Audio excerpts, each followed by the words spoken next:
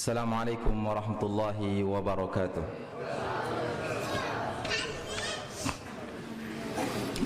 Innal hamdalillah nahmaduhu wa nasta'inuhu wa nastaghfiruh wa na'udzu billahi min shururi anfusina wa sayyiati a'malina. Man yahdihillahu fala mudilla lahu ومن يضلل فلا هادي له. أشهد أن لا إله إلا الله وحده لا شريك له وأشهد أن محمدا عبده ورسوله صلى الله عليه وعلى آله وصحبه وسلم تسليما مزيدا. يا أيها الذين آمنوا اتقوا الله حق تقاته ولا تموتن إلا وأنتم مسلمون.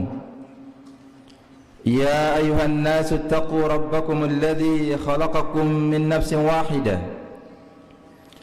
وخلق منها زوجها وبث منهما رجالا كثيرا ونساء واتقوا الله الذي تساءلون به والأرحام إن الله كان عليكم رقيبا. يا أيها الذين آمنوا اتقوا الله وقولوا قولا سديدا يصلح لكم أعمالكم ويغفر لكم ذنوبكم ومن يطع الله ورسوله فقد فاز فوزا عظيما. أما بعد فإن أصدق الحديث كتاب الله وخير الهدي هدي محمد صلى الله عليه وسلم وشر الأمور محدثاتها فإن كل محدثة بدعة وكل بدعة ضلالة وكل ضلالة في النار. Kaum muslimin dan muslimat a'azzani Allah wa iyyakum. Pertama-tama marilah kita bersyukur kepada Allah. Kita memuji Allah Subhanahu wa taala atas segala nikmat yang begitu banyak yang Allah berikan kepada kita, terutama nikmat hidayah, nikmat kita di atas sunnah Rasulullah sallallahu alaihi wasallam, nikmat kita melihat kebenaran dalam bentuk kebenaran dan kita melihat kebatilan dalam bentuk yang batil.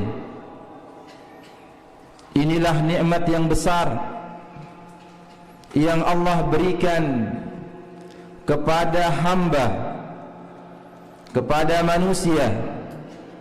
Nikmat yang seorang hamba mengetahui jalan menuju surga Allah. Nikmat ini diinginkan oleh Nabi Nuh alaihi salam untuk putranya,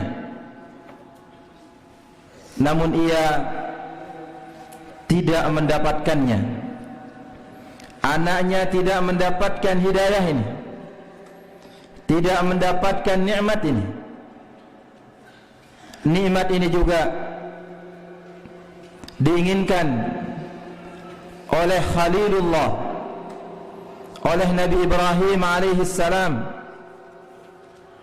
terhadap bapaknya, namun bapaknya juga tidak mendapatkan nikmat ini. Sampai Nabi kita Muhammad sallallahu alaihi wasallam menginginkan nikmat ini untuk pamannya, paman yang telah bersusah payah membelanya, membela agama Allah, terdepan ketika ada orang mengganggu Rasul sallallahu alaihi wasallam, tapi pamannya juga tidak mendapatkan hidayah ini, tidak mendapatkan nikmat ini. Dan kita para jamaah yang dirahmati Allah Subhanahu wa taala mendapatkan nikmat ini tanpa kita meminta kepada Allah. Jadi tugas kita adalah bersyukur atas nikmat Allah, terutama nikmat yang paling besar, yaitu nikmat di atas sunnah Rasulullah sallallahu alaihi wasallam. Kemudian salawat serta salam kepada baginda Rasulullah sallallahu alaihi wasallam beserta para keluarga-keluarganya, sahabat-sahabatnya, serta orang-orang yang selalu istiqamah mengikuti sunnah beliau hingga hari kiamat. Kaum muslimin dan muslimat, a'azzani Allah wa iyyakum, dalam sebuah hadis yang diriwayatkan oleh Al-Imam At-Tirmidzi dari sahabat yang mulia Abu Hurairah radhiyallahu anhu, beliau mengatakan, su'ila Rasulullah sallallahu alaihi wasallam an akthari ma yudkhilun nas al-jannah. Rasulullah sallallahu alaihi wasallam ditanya tentang penyebab terbanyak orang dimasukkan ke dalam surga. Dan ini biasa pertanyaan para sahabat, berkisar antara bagaimana masuk surga dan bagaimana dijauhkan dari neraka. Para sahabat biasa bertanya kepada Nabi sallallahu alaihi wasallam, amalan-amalan apa yang terbaik? Amalan-amalan apa yang dapat masukkan orang ke dalam surga? Itulah kemuliaan yang dimiliki oleh sahabat Rasul sallallahu alaihi wasallam. Maka di antara pertanyaan itu adalah Nabi sallallahu alaihi wasallam ditanya tentang penyebab terbesar, penyebab terbanyak orang dimasukkan ke dalam surga Allah. Dan ini harapan semua kita. Semua kita berharap dimasukkan ke dalam surga dan dijauhkan dari api neraka. Maka apa jawab Nabi sallallahu alaihi wasallam? Taqwallah wa husnul khuluq. Penyebab terbesar, penyebab terbanyak yang memasukkan orang ke dalam surga Allah adalah bertakwa kepada Allah dan berakhlak yang mulia. Al-Imam Ibnu Qayyim rahimahullah, beliau mengatakan, jama'an Nabi sallallahu alaihi wasallam baina taqwallahi wa husnul khuluqi lianna taqwallahi tuslihu ma bainal 'abdi wa baina rabbih wa husnul khuluqi yuslihu ma bainahu wa baina khalqih.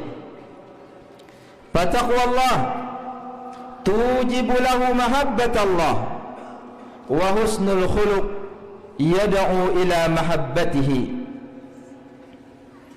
Al-Imam Ibnu Qayyim rahimahullah, beliau mengatakan tentang hadis ini, Nabi sallallahu alaihi wasallam menggabung antara takwa kepada Allah dan akhlak yang mulia, karena takwa kepada Allah itu memperbaiki, memperbagus antara hubungan hamba dengan Allah. Kemudian akhlak yang mulia itu memperbagus antara hubungan hamba dengan hamba. Yang mana takwa kepada Allah mendatangkan kecintaan Allah, dan juga akhlak yang mulia mendatangkan kecintaan manusia. Ini dua hal yang harus kita perhatikan. Yang mana takwa kepada Allah, tingkatan ketakwaan yang tertinggi adalah mentauhidkan Allah, adalah mengesahkan Allah di dalam ibadah. Ini adalah tingkatan ketakwaan. Maka orang yang bertakwa kepada Allah Subhanahu wa taala mendapatkan keutamaan yang sangat banyak. Disebutkan di dalam banyak dalil akan keutamaan ketakwaan kepada Allah Subhanahu wa taala. Bahkan dijadikan orang yang paling mulia di sisi Allah adalah orang yang paling takwa. Inna akramakum indallah atqakum. Sungguhnya orang yang paling mulia di sisi Allah Subhanahu wa taala adalah yang paling takwa. Dan juga akhlak, ini perkara yang paling penting, yang merupakan tujuan diutusnya Rasul sallallahu alaihi wasallam selain tauhid. Innama bu'ithtu liutammima makarimal akhlaq. Sungguhnya aku diutus untuk menyempurnakan akhlak yang mulia. Kaum muslimin yang dirahmati Allah, insyaallah pada pembahasan kali ini kita akan menyinggung tentang akhlak. Bisa jadi akidah sering dibahas oleh para asatidz, para ustaz. Insyaallah kita akan menyinggung tentang akhlak, yang mana akhlak akan menjadikan orang tersebut dicintai oleh Allah, dicintai oleh Rasul sallallahu alaihi wasallam, dan dekat kedudukannya nanti di sisi Rasul sallallahu alaihi wasallam dalam surga. Sebagaimana hadis yang diriwayatkan oleh Imam At-Tirmidzi dari Jabir radhiyallahu anhu, bahwasanya Rasul sallallahu alaihi wasallam bersabda, "Inna min ahabbikum ilayya wa aqrabikum minni majlisan yaumal qiyamah ahasinuhum akhlaqa." Sesungguhnya orang yang paling aku cintai di antara kalian dan orang yang paling dekat majlisnya denganku pada hari kiamat, ahasinuhum akhlaqa, yang paling bagus, yang paling baik akhlaknya. Karena dengan akhlak, para jamaah yang dirahmati Allah, kita bisa berbuat baik kepada semua orang. Tiba selapu dengan, bisa kita mendapatkan pahala melalui akhlak yang tidak bisa kita dapatkan melalui harta. Sebagaimana hadis Nabi sallallahu alaihi wasallam yang diriwayatkan oleh Al-Bazzar dari Abu Hurairah radhiyallahu anhu, Nabi sallallahu alaihi wasallam bersabda, "Innakum lan tas'aun nasa bi amwalikum walakin yas'uhum minkum bastul wajhi wa husnul khuluq." Sesungguhnya kalian, kata Nabi sallallahu alaihi wasallam, tidak bisa meratakan kepada semua manusia dengan harta-harta kalian. Kita tahu para jamaah, kita berbuat baik kepada semua orang dengan harta kita. Saya tengah tabedai tersadi kepeng, tersadi harta, tidak bisa. Tapi bisa kita berbuat demikian kepada semua orang yang kita bertemu dengannya, yaitu berupa bastul wajhi wa husnul khuluq. Bisa kita bermuka ceria dan berakhlak yang mulia kepada semua orang yang kita bertemu dengannya. Ini menunjukkan akan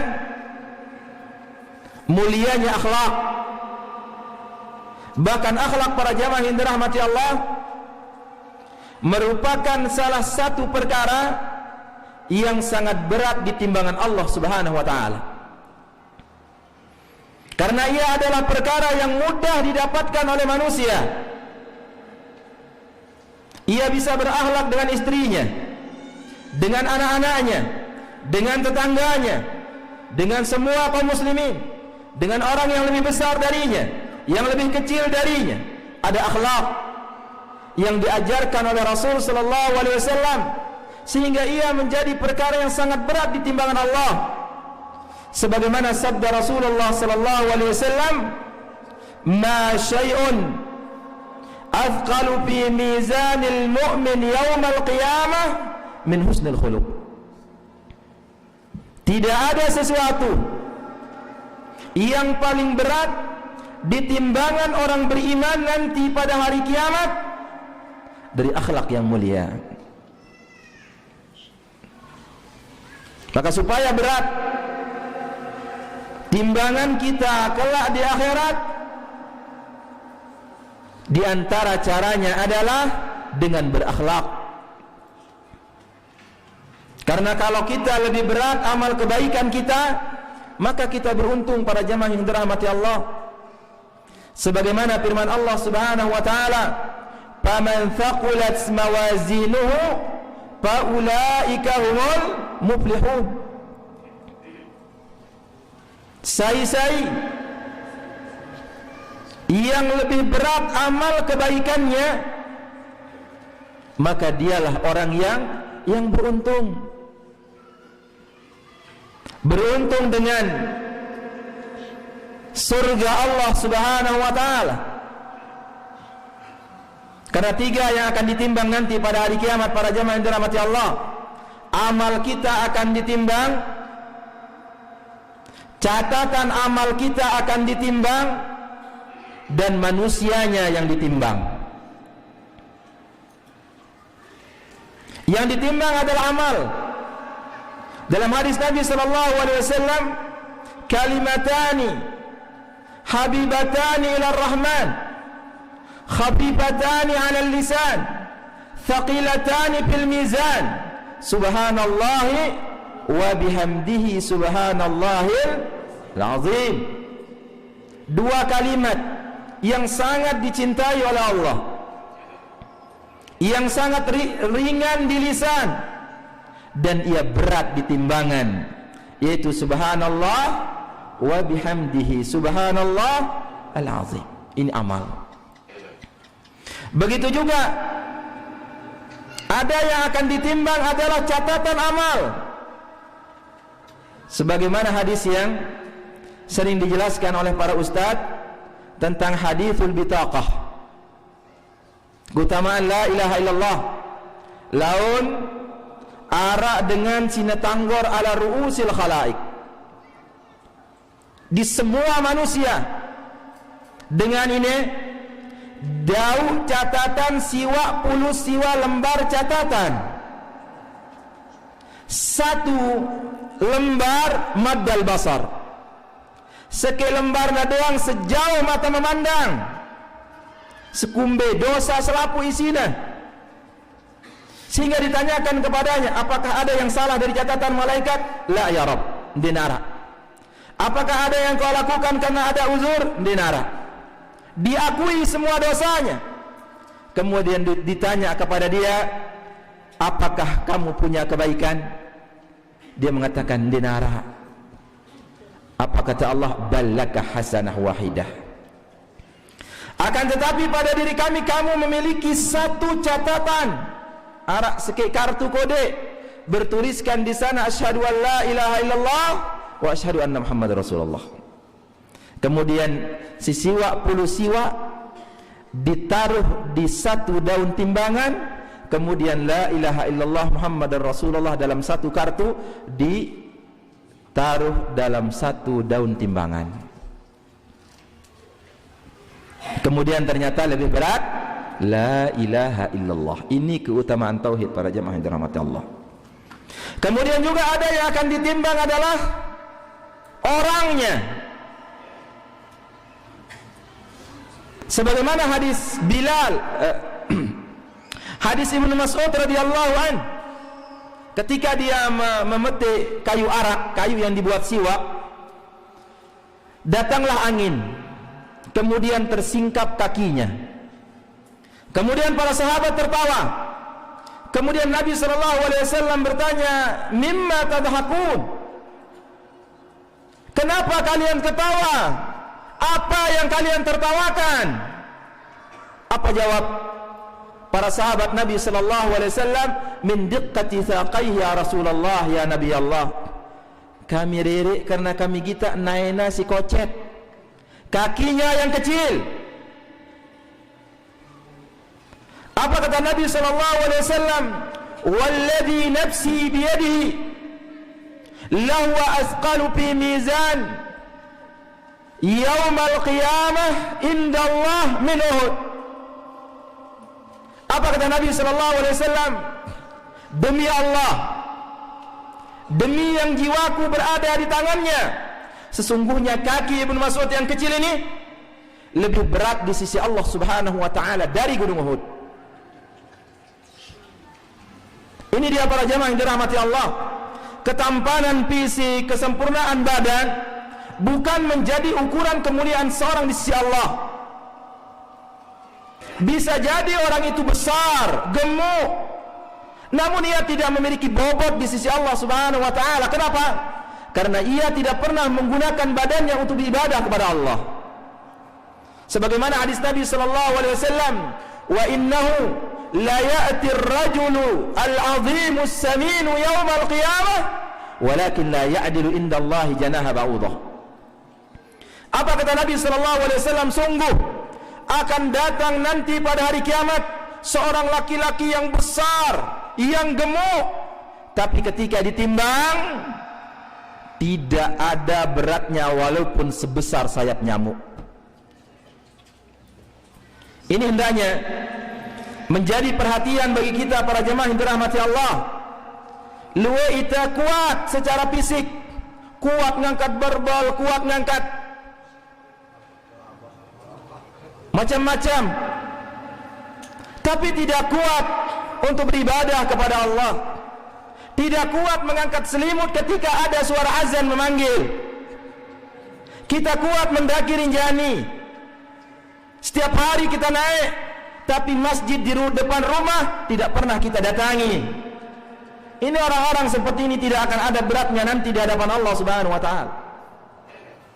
Maka berapa banyak kita melihat para jemaah yang dirahmati Allah, orang yang cacat secara fisik namun ia menghafal ayat-ayat Allah. Ia tidak melihat namun ia menghafal Al-Quran. Ia pincang namun ia tidak pernah datang ke masjid. Itulah sebenarnya orang yang sehat, karena dasar kesehatan itu berawal dari kesehatan hati. Ini badannya saja besar, tapi ke masjid tidak pernah. Kuatnya luar biasa, semua badan berotot. Ngangkat selimut di pagi hari tidak kuat. Maka orang-orang seperti ini akan menyesal. Kembali lagi kaum muslimin yang dirahmati Allah Subhanahu wa taala, maka akhlak merupakan perkara yang menjadi ukuran kebaikan seorang, sebagaimana hadis Nabi sallallahu alaihi wasallam yang diriwayatkan oleh Imam Tirmidzi dari Abu Hurairah radhiyallahu anhu, akmalul mu'minina imanan ahsanuhum khuluqa. Sebaik-baik orang yang beriman, sesempurna-sempurna orang beriman imannya, artinya orang beriman yang paling sempurna imannya adalah ahsanuhum khuluqa, yang paling baik akhlaknya. Maka menunjukkan kesempurnaan akidah seorang kalau dia memiliki akhlak yang baik. Nabi sallallahu alaihi wasallam adalah orang yang paling baik akhlaknya, dan Nabi juga adalah orang yang paling baik akidahnya. Maka Nabi sallallahu alaihi wasallam memberikan jaminan tertinggi di dalam surga bagi orang yang berakhlak. Sebagaimana hadis Nabi sallallahu alaihi wasallam, ana za'imun bi baitin fi rabadil jannah liman taraka al-mira'a wa in kana muhiqa. Apa sabda Nabi sallallahu alaihi wasallam? Aku adalah penjamin, ginku sade jaminan. Di mana? Fi rabadil jannah, di istana di pinggiran surga. Itu para jemaah yang dirahmati Allah, di makna pinggiran, di ngumbe-ngumbe, yang penting surga, yang penting masuk surga. Nabi bersabda, aku memberikan jaminan bibaitin berupa istana, fi rabadil jannah, di pinggiran surga, liman tarakal mira, bagi orang yang meninggalkan debat, wa in kana muhiqa, walaupun ia berada pada posisi yang benar. Jangan suka berdebat, kedik-kedik berdebat, kedik-kedik berdebat. Yang kedua, wa bi baitin fi wasatil jannah liman taraka al-kadhiba wa in kana maziha, dan aku berikan jaminan berupa istana di tengah surga bagi orang yang meninggalkan dusta walaupun dia bercanda. Kadang-kadang kita ingin membuat orang tertawa, kita berbohong, kita berdusta. Ini bahaya para jemaah yang dirahmati Allah Subhanahu wa taala. Kemudian yang ketiga, wa bi baitin fi a'lal jannah liman hasuna khuluquh, dan aku memberikan jaminan di a'lal jannah, di surga yang paling tinggi. Itu bagi siapa? Liman hasuna khuluquh, bagi orang yang baik akhlaknya. Kemudian kaum muslimin yang dirahmati Allah Subhanahu wa taala, karena kita berbicara tentang akhlak, kita harus tahu rukun akhlak. Ada 4 rukun akhlak. Lamun kurang salah sekit berarti cacat akhlakta. Dan semuanya terdapat dalam hadis Nabi sallallahu alaihi wasallam, dan disebutkan oleh Ibn Rajab Al-Hambali rahimahullah di dalam Jami' Al-Ulumi wal Hikam dari Abi Muhammad Ibn Abi Zaid Al-Qayrawani, imam besar di madhab Malikiyah pada zamannya. Ini 4 rukun akhlak. Lamun arak kurang berarti kurang akhlakta. Arti rukun itu para jemaah yang dirahmati Allah, itu sesuatu yang harus ada pada sesuatu. Makun salat, rukun salat adalah Al-Fatihah di antaranya. Lamun arak dengan salat ndik baca Al-Fatihah, maka salatnya tidak sah. Ndik naparan salat. Begitu juga rukun akhlak ada 4. lamun ara salah seke kurang berarti ndek teu berakhlak. Apa yang 4 ini? Yang pertama adalah siyanatul lisan. Si pertama adalah hendaknya kita menjaga lisan. Kaidah di dalam berbicara, hadis Nabi SAW, man kana yu'minu billahi wal yawmil akhir falyaqul khairan aw liyasmut. Ini kaidah ngomong para jamaah yang dirahmati Allah. Sai-sai, siapa saja tanpa terkecuali yang beriman kepada Allah dan beriman kepada hari akhir, ini banyak digandengkan baik dalam Al-Quran maupun dalam sunnah, iman kepada Allah dan hari akhir. Menunjukkan apa? Menunjukkan setiap apa yang kita lakukan akan ada akhirnya, ada balasannya. Maka barang siapa yang beriman kepada Allah dan hari akhir, maka falyaqul khairan, maka hendaknya dia mengucapkan ucapan yang baik, au liyasmut, atau diam. Kalau tidak bisa berbicara yang baik, ya diam. Maka orang yang diam dari kebaikan itu adalah syaitan yang bisu. Begitu juga orang yang berbicara dengan keburukan, dia adalah syaitan yang ngomong. Jaga lisan para jamaah yang dirahmati Allah. Ketika kita ingin berbicara, sebagaimana disebutkan oleh Syekh Abdul Muhsin hafizahullah taala, orang yang cerdas dengan si pintar adalah orang yang menaruh lisannya di belakang hatinya. Setiap apa saja yang ia ingin ucapkan selalu bertanya kepada hati. Jika dia baik dia ucapkan, kalau tidak dia tinggalkan. Adapun orang yang jahil adalah orang yang menaruh lisannya di depan hatinya, sehingga ia berbicara sesuka hatinya tanpa berpikir. Makanya kalau ada orang yang tidak menjaga lisan, menunjukkan ia tidak berakhlak. Berapa banyak dosa lisan? Ghibah, namimah, mengumpat, mencela, banyak sekali dosa lisan ini. Berapa banyak orang bertengkar satu dengan yang lain gara-gara apa? Gara-gara lisan. Tidak menjaga lisan. Maka di dalam berbicara, kalau ingin berbicara, ketika jelas maslahat, bicarakan. Jelas mafsadat, diam. Sama antara maslahat dengan mafsadatnya, diam, jangan berbicara. Maka Nabi SAW memberikan jaminan surga bagi orang yang menjaga lisannya. Sebagaimana hadis Nabi SAW, beliau mengatakan, man yadman li ma baina lihyaihi wa ma baina fakhidaihi adman lahul jannah. Sai-sai beang aku jaminan, kata Nabi SAW, menjaga apa yang berada di antara kedua rahangnya, lisannya, dan menjaga apa yang berada di antara kedua pahanya, kemaluannya. Adman lahul jannah, aku jaminkan untuknya surga. Jaga lisan para jamaah yang dirahmati Allah.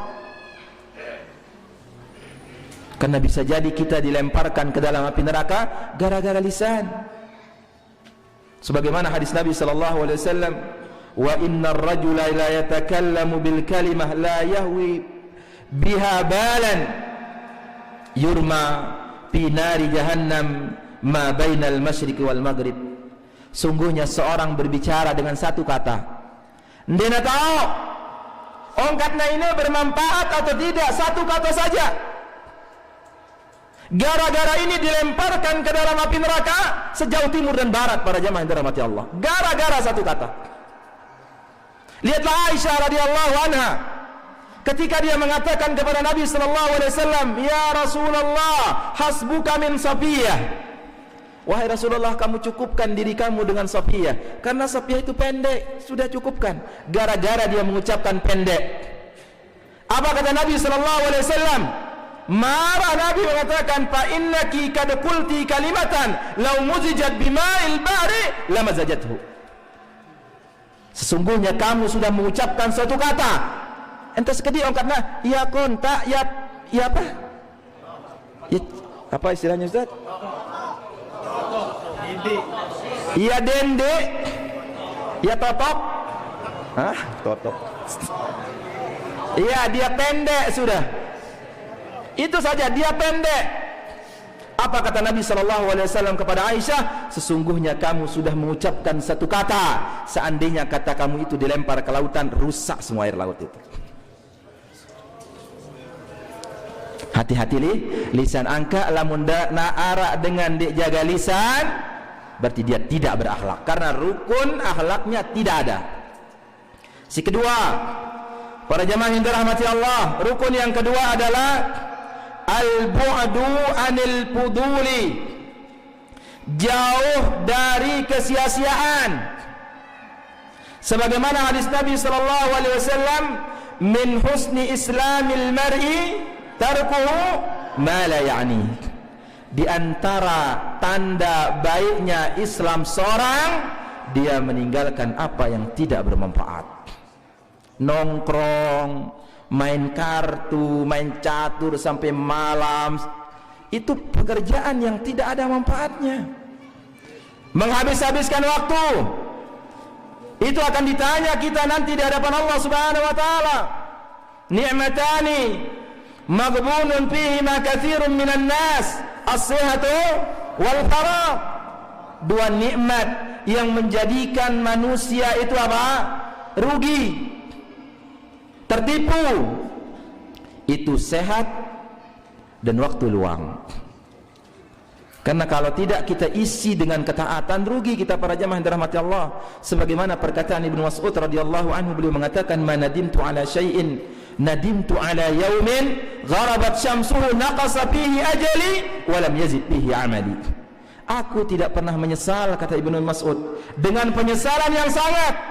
Berkurang ajalku apabila matahari telah terbenam, berkurang umurku, namun tidak bertambah ketaatanku, ibadahku kepada Allah Subhanahu wa taala. Karena kita terus berjalan para jamaah yang dirahmati Allah tanpa henti. Berjalan ke mana? Berjalan menuju kepada kematian. Kita diam itu bukan diam, tapi terus berjalan.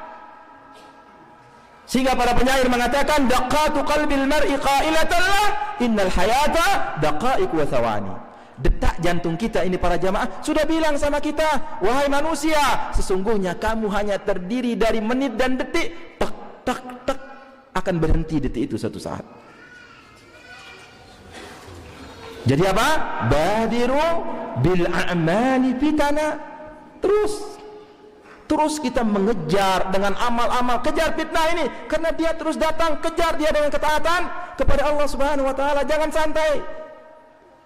Maka di antara orang yang tidak berakhlak, kalau banyak melakukan kesia-siaan. Yang ketiga, para jamaah yang dirahmati Allah Subhanahu wa taala, yaitu hadis Nabi sallallahu alaihi wasallam mengatakan, la taghdab, dende girang sili. Lamun ara dengan girang sili, berarti dia tidak berakhlak.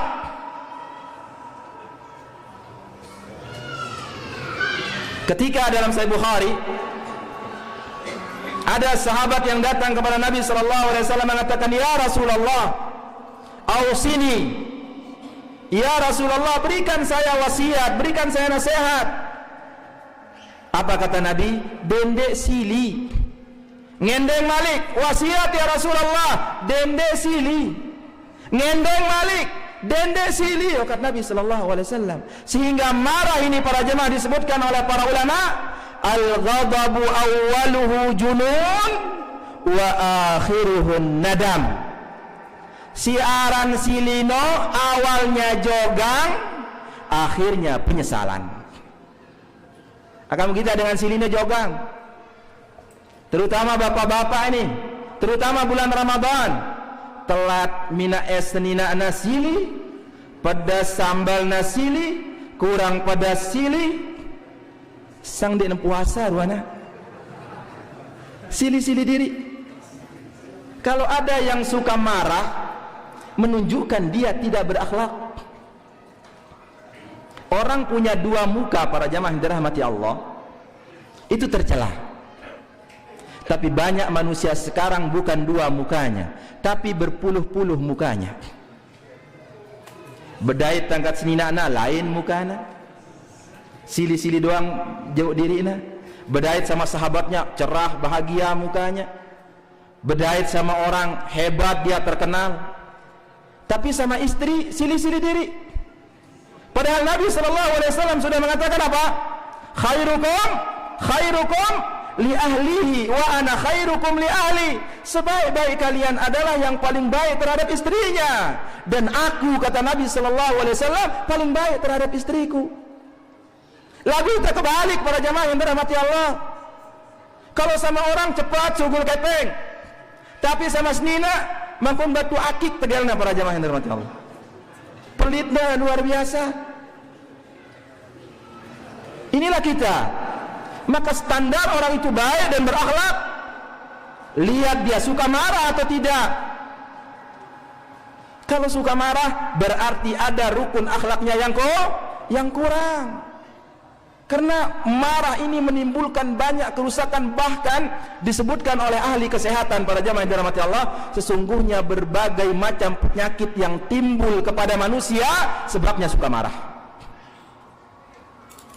Maka Nabi SAW memberikan kita kaidah supaya terhindar dari marah. Idza ghadiba ahadukum wa huwa qa'imun falyajlis. Apabila salah seorang di antara kalian marah sedangkan dia dalam kondisi berdiri, duduk supaya kurang marahnya. Kalau belum juga hilang marah, berbaring. Falyattaji, kata Nabi SAW. Ini sedikit-sedikit sili. Ini perhatikan rukun akhlak, para jamaah yang dirahmati Allah. Ini adalah rukun akhlak. Akan menara dengan sigirang silino berarti sebagaimana dikatakan tadi, awaluhu junun, ia jogang. Ndik nasihat sili, masa gara-gara pedas sambal sili arak, bahkan gara-gara pedas sambalnya itu cobeknya aning lendang, dibuang cobeknya dari dalam rumah. Coba, kan setan ini, para jamaah yang dirahmati Allah. Maka kita berlindung kepada Allah Subhanahu wa taala dari marah ini. Sehingga disebutkan oleh seorang sahabat, fata'ammaltu dzalika fawajadtu annal ghadaba jima'us syarr. Setelah saya merenungkan hadis jangan marah, kata Nabi SAW, ketika saya renungkan ternyata saya dapatkan marah itu merupakan apa? Jima'us syarr, yaitu tempat berkumpulnya semua keburukan. Pusat keburukan itu marah.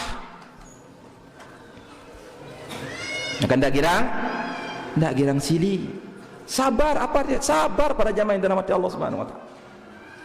Kemudian yang keempat, yang terakhir, para jamaah yang dirahmati Allah, yaitu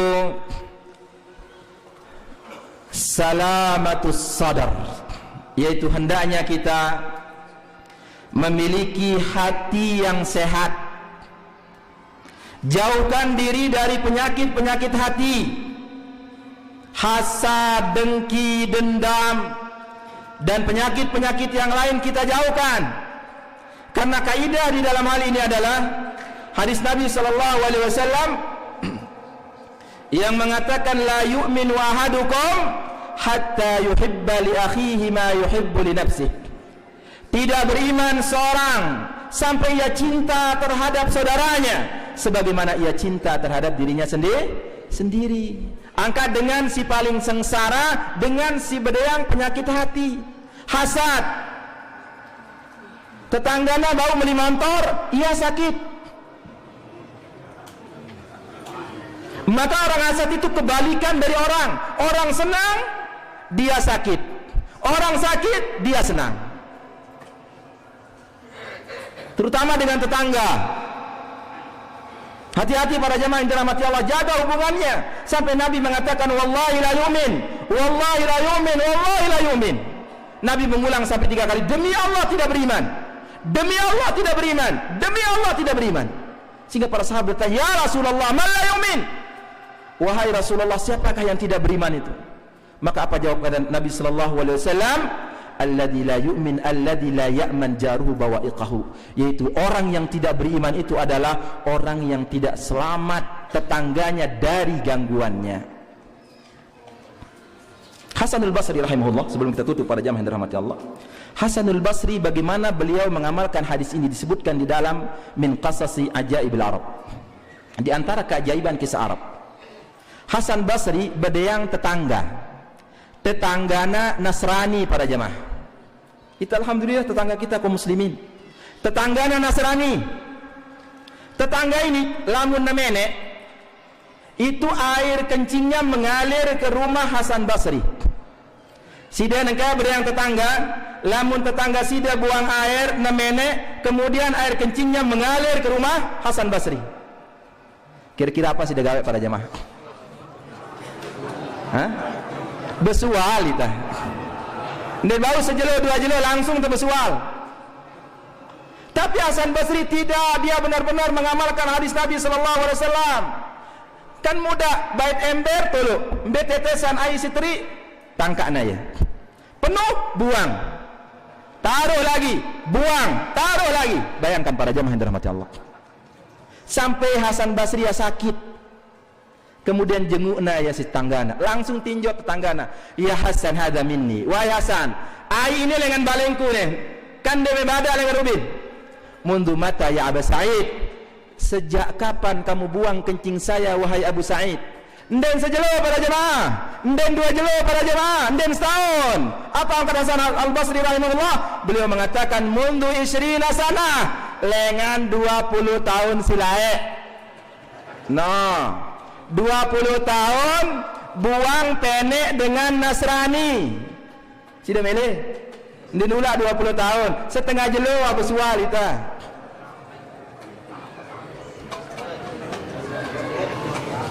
Kemudian apa kata orang ini? Ajaran siapakah ini? Dia mengatakan inilah ajaran orang yang tidak engkau sukai itu. Inikah ajaran Muhammad? Inilah ajaran Muhammad sallallahu alaihi wasallam. Kalau ini ajaran Muhammad, langsung dia mengatakan asyhadu an la ilaha illallah wa asyhadu anna Muhammad. Langsung tambah Islam para jamaah yang dirahmati Allah. Itulah orang yang hikmah, sabar, ndek becat sili para jamaah, ada hikmahnya, dapat mau ya onta merah. Kita segede-gede tersili, hubungan dengan tetangga tidak baik. Nah itu dia para jamaah yang dirahmati Allah Subhanahu wa taala yang dapat kita sampaikan, yang intinya adalah ada 4 rukun akhlak. Si pertama, apa si pertama para jamaah? Menjaga lisan. Si kedua,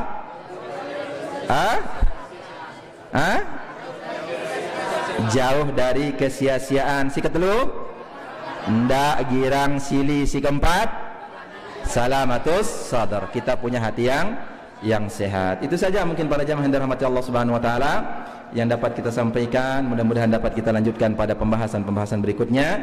Terima kasih atas segala perhatian. Mohon maaf atas segala kekurangan dan kehilapan. Subhanakallahumma wa bihamdika asyhadu an la ilaha illa anta astaghfiruka wa atubu ilaika. Wa sallallahu ala nabiyyina Muhammadin wa ala alihi washabihi ajmain.